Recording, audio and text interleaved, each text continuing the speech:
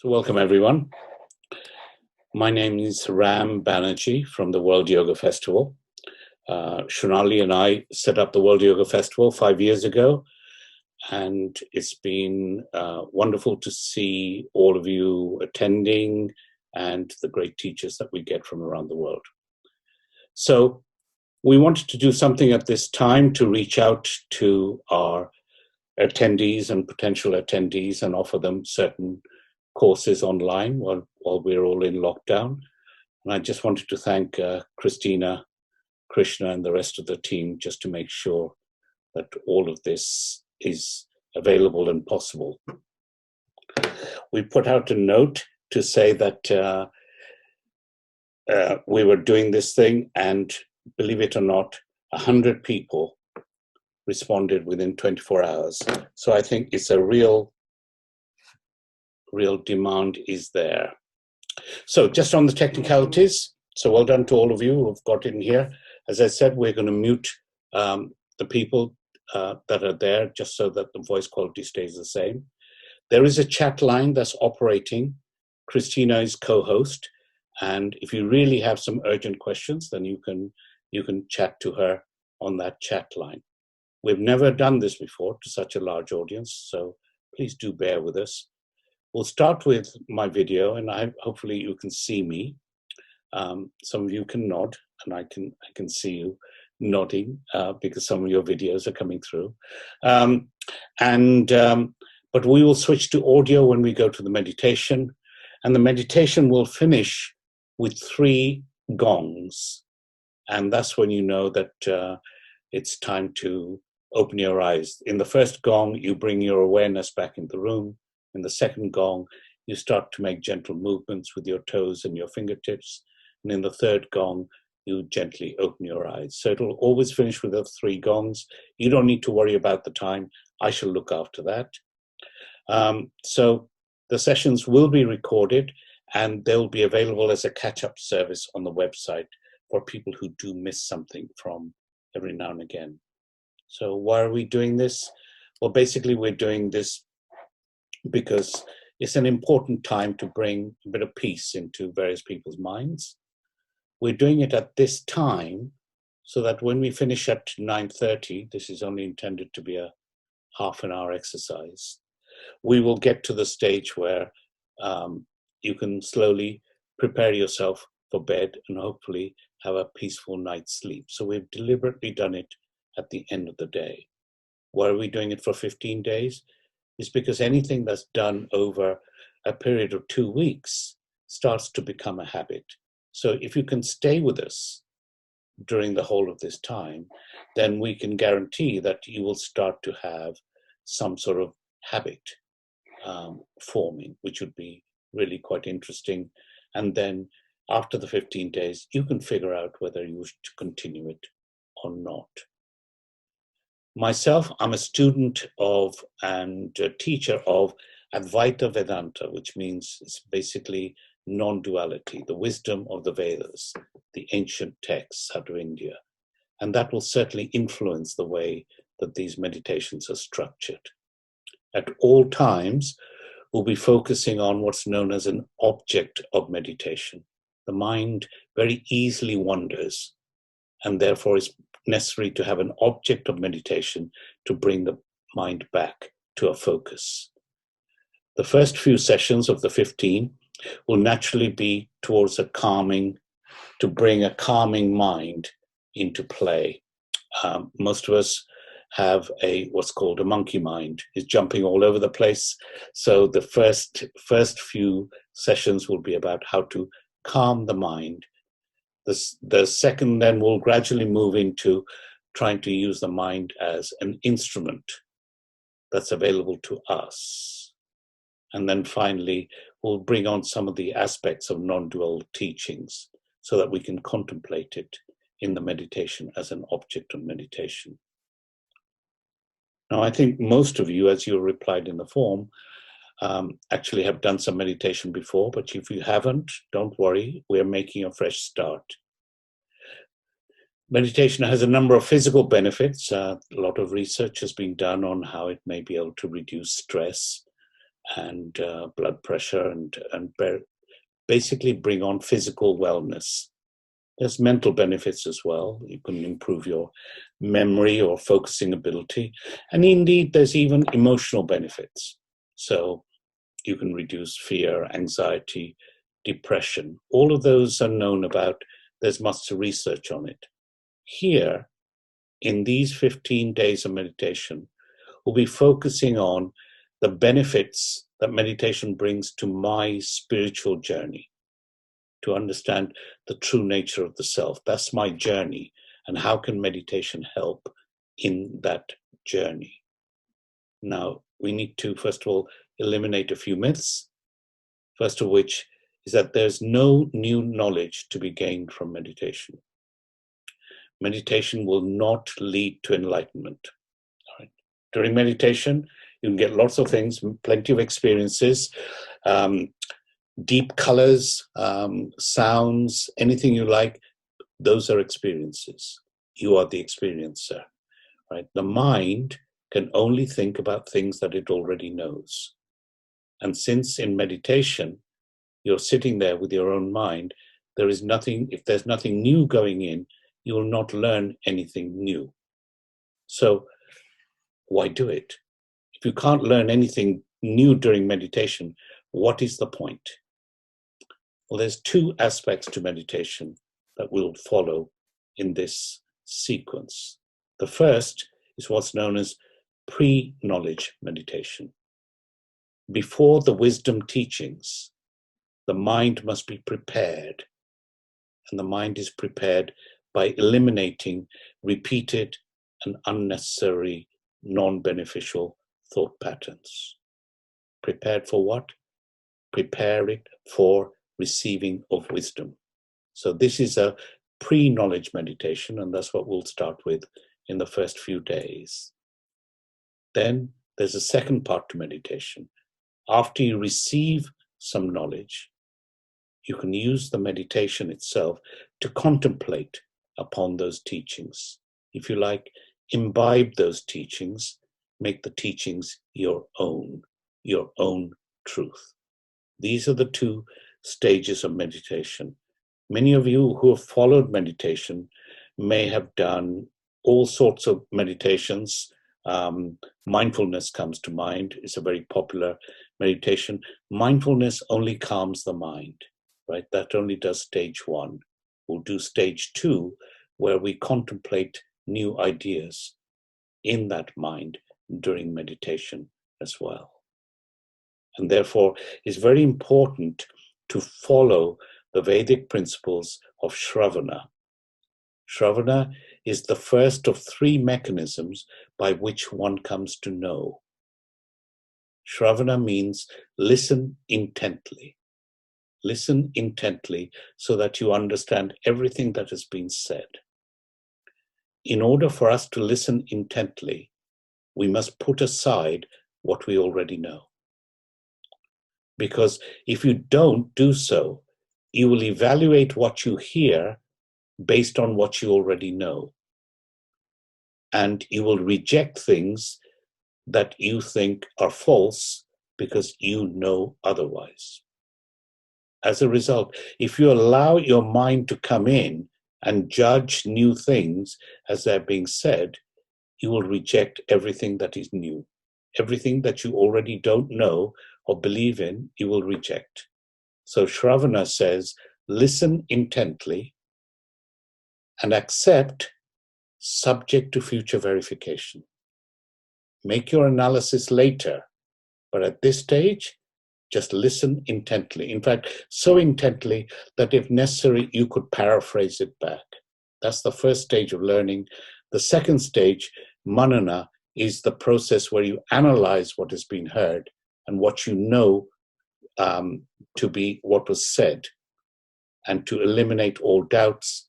And the third stage is called nididhyasana, where you contemplate upon the items that on which you've eliminated your doubts. So at the first stage is Shravana. Shravana means that you have what's known as Shraddha. You have faith in the things that you're being told has a possibility of being true, a good possibility of being true. So I'm going to listen to it. I'm going to listen to it intently, and I'm only going to analyze it later. Analyze it later to see if it is my truth. So that's Shravana. That's the way we do these things. And the structure of these days will always be that I will say a little bit, I will create an object of meditation, and then we will meditate upon it. Meditation over a period of days like this is almost like building up a muscle power. So the meditations will be relatively small at the beginning, 10 to 15 minutes, and gradually it'll increase in size to 20 minutes, perhaps even 25 minutes right at the end, always finishing with a gong. I hope that's clear to everyone. I've tried to be as clear and succinct as possible, and if everybody is then okay with that. Christina, are there any more others that we should be getting into the room? In fact, is the room still open for others? Perhaps you can test that while I work on the start of meditation. So, first of all, posture. How should I sit in meditation? And the answer is comfortably. You're going to have to sit in this posture for at least 15 minutes or so, and therefore you need to be comfortable. It doesn't matter where you sit, as long as it's peaceful. You're away from the noises, the trials and tribulations of life. The next 15 or 20 minutes are yours, no one else's, right? It is your practice. And therefore, choose a location in the home and try and have the same location every day at this time so that it becomes part of your routine. Just be comfortable. You can sit on the floor. Many of you are yogis. You can cross-legged on the floor and things. Many of you are not. Chairs are fine. All right. If you're sat on a chair, try not to lean back on the chair, because the idea is to keep your spine straight, erect. Imagine there's a plumb line from the center at the top of your head going down your spine, right to the base of your spine and into the floor below. You're in a straight line. We are effectively, this is, as you know, these are where the chakras are from the spine to the base. This is essentially our being. Our arms and legs are really appendages to that. So you need to keep this energy channel free and flowing and be comfortable. So you need to be comfortable at all times during meditation, because if you're not physically comfortable, you cannot make your mind relaxed. So you're sat down, you're in this vertical position, your eyes can be closed, you may open them if you like. This is not some form of brainwashing. You are not there and I'm speaking to you and it's going deep into your mind. You are always in control. If for any reason you need to just get up and go or stop, then you can do so at any time. You are the one that's in control of all of this. Your arms, when you're sat, are gently resting on your lap. If you can, face them palm upwards, so that the sensitive part of your hands are not touching other things. What you're trying to do is steady the body, desensitize it, so that you can start to process the mind. Right? You need to eliminate the physical aspects of the body so that the mind can be brought under control. Your eyes gently closed so that you don't pressure your eyelids. As if you close them and just beginning to open. It's that stage where there's no pressure at all between the upper and the lower eyelids. And as you settle down into that, you're going to settle down into this posture and largely not move during this process. then you start to realize that you're a breathing being. Because you've started to make things gentle. The breathing, the prana within you, it is there. You don't have to control it. I know you can influence it, but it is there for you. You are being breathed. Now switch your focus to your breathing. You'll notice inhalation and exhalation. Don't force it. Don't control it. Just be aware of it. As you breathe in, the coolness of the breath coming in the nostrils. The warmth as it leaves. The gentleness. You are being breathed. Prana is operating within you. Gently breathing, keeping you alive. As you breathe in and out, and your focus is on your breath, every now and again, the focus will move out. It'll shift away. And when it does, I want you to bring it back to the breath. Gently.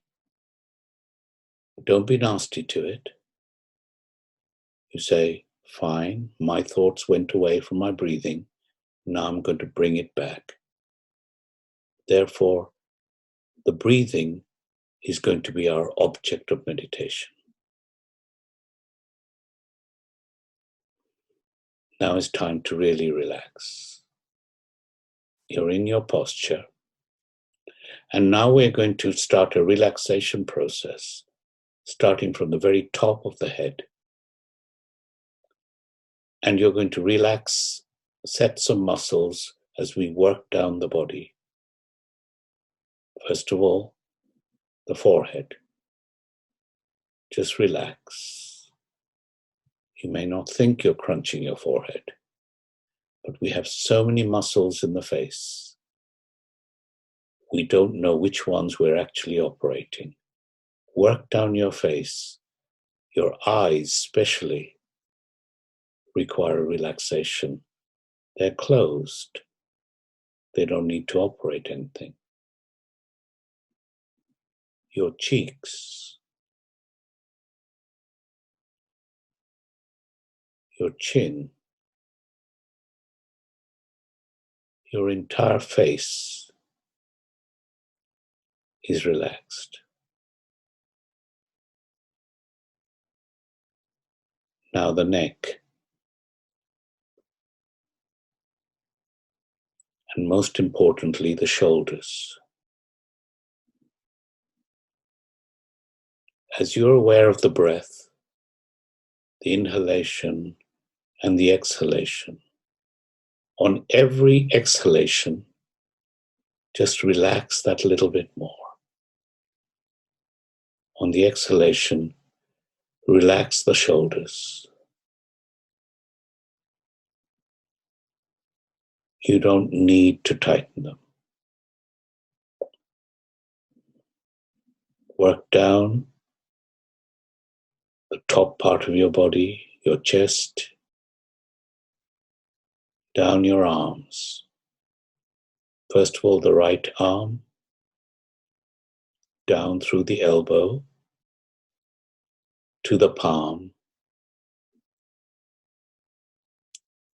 Relax more on every outward breath. The left hand, down to the elbow, down to the palm. Work down the body, down the torso, to your stomach, to the base, go down the legs, the right leg, thighs, knees, ankle, foot. On every outward breath, relax that little bit more. The left leg, the thigh, the knees, ankle, the foot. Your body is now relaxed, much more than when it started. Now, when you return to the breath seems amplified somehow. You've taken away the other input that was coming from the body. And you can monitor your breath. And as you do this calming, it's now time to see what is happening to your mind. Chances are thought patterns are coming into it. Thoughts that you had before you sat down. An email that you've got to write. A phone call that you've got to make. A payment that you've got to do. Got to do the bins out, the washing machine.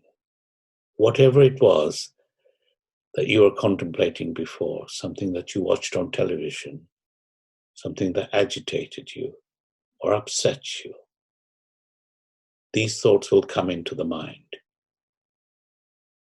And for these few minutes, you don't need them.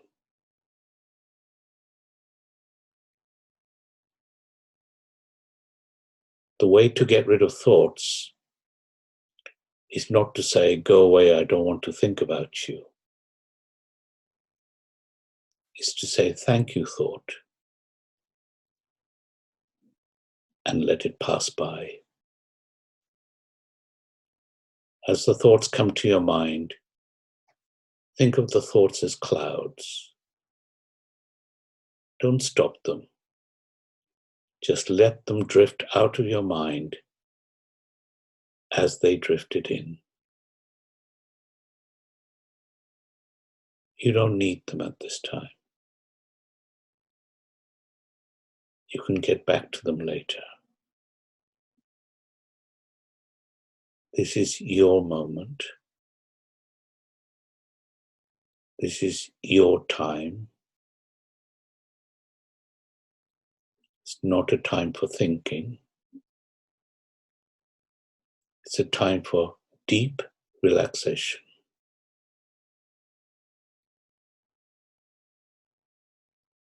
You can never eliminate thoughts from your mind. That's why when these thoughts come, turn away and go to the thought of the breath. You can get 50,000 thoughts in a day, and almost all of them are repeats. Don't worry about losing a thought. It'll come back. At the moment, you just don't need them.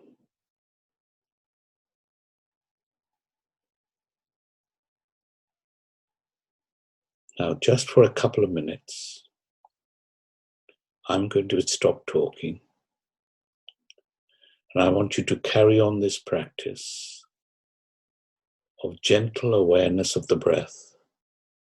If thoughts come in, go back to that breath.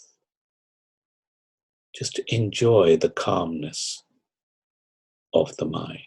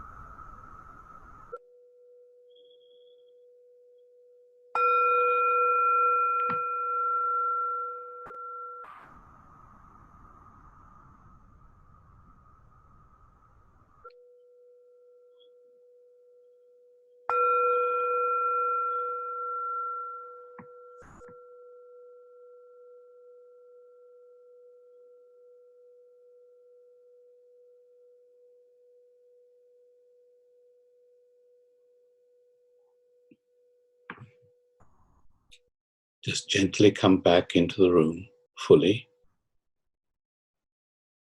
And with your hands together, say after me, Om Shanti, Om Shanti, Om Shanti. Thank you very much, everyone. Have a peaceful sleep, drift off to bed, and have a lovely, good sleep. We shall see you again 9 o'clock tomorrow for our second session of the 15 days of meditation. If you've got things that you want to tell us, probably best not to do it right now in this frame of mind. Just go off to sleep. You can always send us an email and let us know. Lovely to see you all. Thank you very much, and good night.